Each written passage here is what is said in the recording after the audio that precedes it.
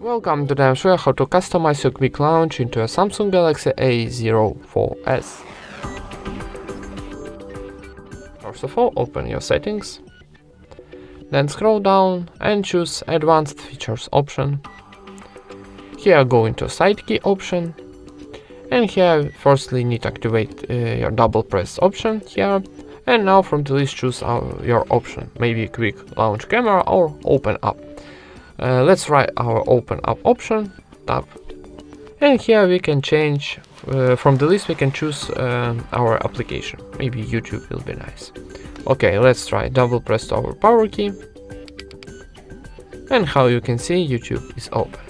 If you wanna change your application, you tap here on the settings button, and from the list choose your another application, maybe contact. Okay, and for saving click back. And that's it.